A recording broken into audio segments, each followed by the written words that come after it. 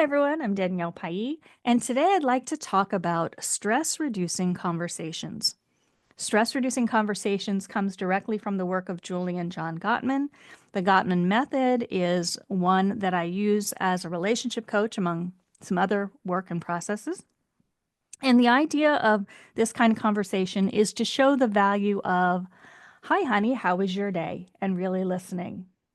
So, whether you have a great relationship with your partner or maybe you're having some trouble spots, to build a relationship that thrives, you need to not only, work through the problems as they come up and dialogue about them, but you also need to build the friendship, the trust, the commitment, and feed that side of your relationship regularly. So, with a stress reducing conversation, you're not talking about anything that's happening within the relationship. You could be talking about work or family, friendships, health, other challenges that come up.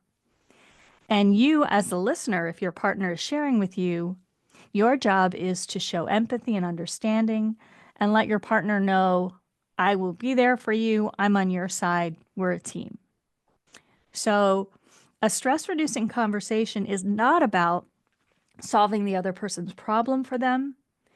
It is not about showing an alternate perspective if, say, they got into a conflict with someone. It is only to validate their feelings and to be there and feel with them. So I'm going to give you an example.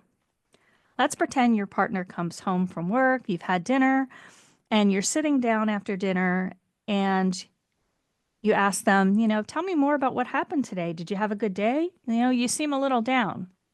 And maybe your partner says, "I got my performance review and I was really disappointed because my boss said that I don't ask for team buy-in. I don't get other people's opinions on the team before I barrel ahead with making decisions.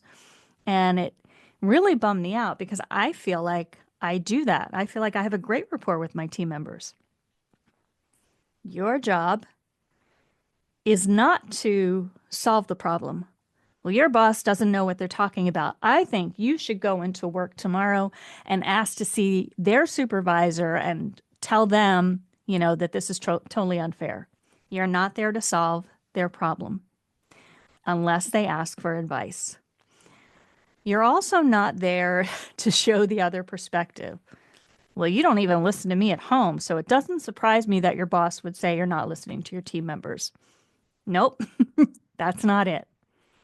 The correct response is something along the lines of, "Oh man, I know how hard you work. That must have made you feel really awful." And your partner might say, "Yeah, it did. I'm not sure, what I'm going to do tomorrow, but, I just feel really deflated today." And say, as a partner, you might say, "I'm here for you. What do you need now to kind of ease the stress? Because I can see you're really upset. What can I do for you?"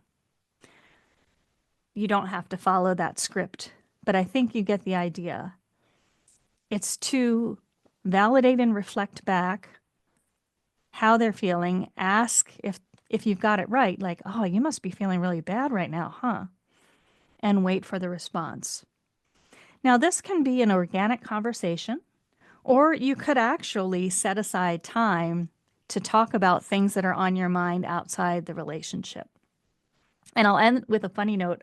I was talking to a couple recently, and we were talking about stress reducing conversations, and they mentioned a TV show, and I'm forgetting the name of it now, but I'll put it in the description of this YouTube channel of this episode because it was a sitcom where the man was learning empathy and he wasn't really getting it right. He was trying to solve his wife's problems, and people were trying to guide him on how to be an empathic listener. And it's quite funny. And it demonstrates exactly what I'm talking about today. So I'll make sure to include it.